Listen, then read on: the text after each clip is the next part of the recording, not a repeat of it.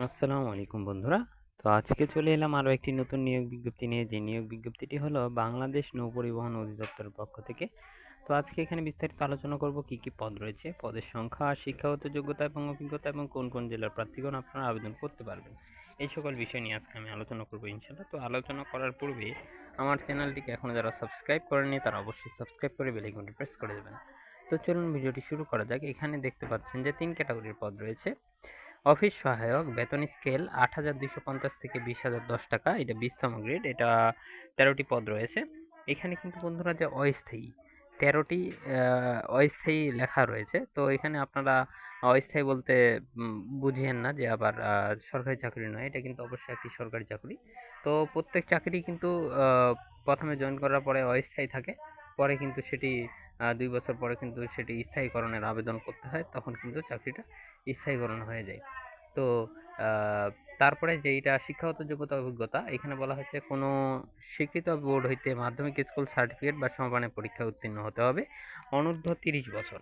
এখানে যে যে জেলার নাম উল্লেখ করব সেই জেলার প্রার্থীগণ কিন্তু আবেদন করতে পারবেন। এখানে বলা হয়েছে শরীয়তপুর, নারায়ণগঞ্জ, মানিকগঞ্জ, ঢাকা, মুন্সিগঞ্জ, রাজবাড়ী, ময়মনসিংহ, জামালপুর, যশোর, সাতক্ষীরা, মেহেরপুর, নড়াইল, চুয়াডাঙ্গা, কুষ্টিয়া, ঝিনাইদহ, ফেনী, রাঙ্গামাটি, নোয়াখালী, লক্ষ্মীপুর, চট্টগ্রাম, খাগড়াছড়ি, বান্দরবান, বগুড়া, রাজশাহী, চাঁপাইনবাবগঞ্জ, সিলেট, মৌলভীবাজার, হবিগঞ্জ, সুনামগঞ্জ, নীলফামারী, গাইবান্ধা, ঠাকুরগাঁও, এই সকল জেলা প্রার্থীগুলো যারা রয়েছে তারা কিন্তু আবেদন করতে পারবে।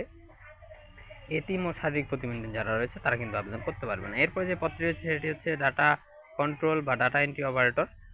এটা হচ্ছে ৯,৩০০ থেকে ২২,৪৯০ টাকা, ১৬তম গ্রেড। এখানে একটি পদ রয়েছে, অনূর্ধ্ব ৩০ বছর। কোনো স্বীকৃত বোর্ড হইতে উচ্চ মাধ্যমিক সার্টিফিকেট, যারা এইচএসসি পাস করেছেন বা সমমানের পাস করেছেন, ডিপ্লোমা, তারাও কিন্তু আবেদন করতে পারবে। এবং কম্পিউটার মুদ্রাক্ষরের গতি প্রতি মিনিটে বাংলায় ২০ শব্দ, ইংরেজিতে ২০ শব্দ, এবং সংশ্লিষ্ট স্ট্যান্ডার্ড অ্যাপটিটিউড টেস্টে উত্তীর্ণ হতে হবে। এখানে কিন্তু জেলাগুলো উল্লেখ করছি: নরসিংদী, নারায়ণগঞ্জ, টাঙ্গাইল, কিশোরগঞ্জ, মানিকগঞ্জ, ঢাকা, যশোর, সাতক্ষীরা, মেহেরপুর, চুয়াডাঙ্গা, বরিশাল, বরগুনা, রাঙামাটি, নোয়াখালী, চাঁদপুর, চট্টগ্রাম, কক্সবাজার, বান্দরবান, বগুড়া, রাজশাহী, চাঁপাইনবাবগঞ্জ, নওগাঁ, সিলেট, মৌলভীবাজার, হবিগঞ্জ, দিনাজপুর, লালমনিরহাট, রংপুর ও কুড়িগ্রাম, এই সকল জেলার প্রার্থীগণ কিন্তু আবেদন করতে পারবেন।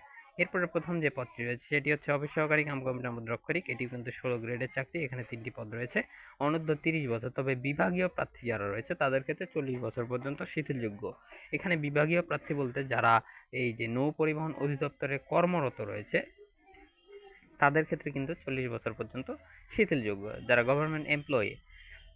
এইখানে কোনো স্বীকৃত বোর্ড হতে অনন্য দ্বিতীয় বিভাগ বা সমানের সিজিপিতে উচ্চ মাধ্যমিক সার্টিফিকেট বা এইচএসসি পাশেই কিন্তু বা ডিপ্লোমা পাশেই কিন্তু আপনারা এখানে আবেদন করতে পারবেন। কম্পিউটার ব্যবহারের দক্ষতা এবং কম্পিউটার মুদ্রাক্ষরের গতি প্রতি মিনিটে বাংলায় ২০ শব্দ এবং ইংরেজিতে ২০ শব্দ লাগবে। এখানে কোন কোন জেলার প্রার্থীগণ আবেদন করতে পারবেন আমি বলে দিচ্ছি: নরসিংদী, নারায়ণগঞ্জ, টাঙ্গাইল, কিশোরগঞ্জ, মানিকগঞ্জ, ঢাকা, যশোর, সাতক্ষীরা, মেহেরপুর, চুয়াডাঙ্গা, বরিশাল, বরগুনা, রাঙামাটি, নোয়াখালী, চাঁদপুর, চট্টগ্রাম, কক্সবাজার, বান্দরবান, বগুড়া, রাজশাহী, চাঁপাইনবাবগঞ্জ, নওগাঁ, সিলেট, মৌলভীবাজার, হবিগঞ্জ, দিনাজপুর, লালমনিরহাট, রংপুর, কুড়িগ্রাম, এতিম ও শারীরিক প্রতিবন্ধী সকল জেলার প্রার্থীগণ কিন্তু এখানে আবেদন করতে পারবেন।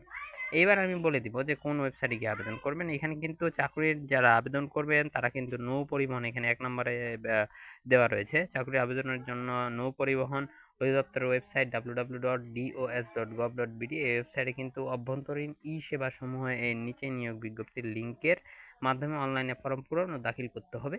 অনলাইনে শুরুর তারিখ ২৯/৪/২০২৪ এবং শেষ তারিখ ২৮/৫/২০২৪। তো এর মাঝখানে কিন্তু আপনারা আবেদন করে ফেলবেন। তো এইখানে কি কি লাগবে এগুলা কিন্তু আপনারা অবশ্যই দেখে নেবেন। তো বন্ধুরা, এই ছিল আজকের ভিডিওতে। যারা এখনো আমার ভিডিওটি দেখেননি, ভিডিওগুলো দেখেননি, আমার চ্যানেলে গিয়ে কিন্তু অবশ্যই সবগুলো ভিডিও দেখবেন ইনশাল্লাহ। তো সকলে ভালো থাকবেন, সুস্থ থাকবেন। আল্লাহ হাফেজ।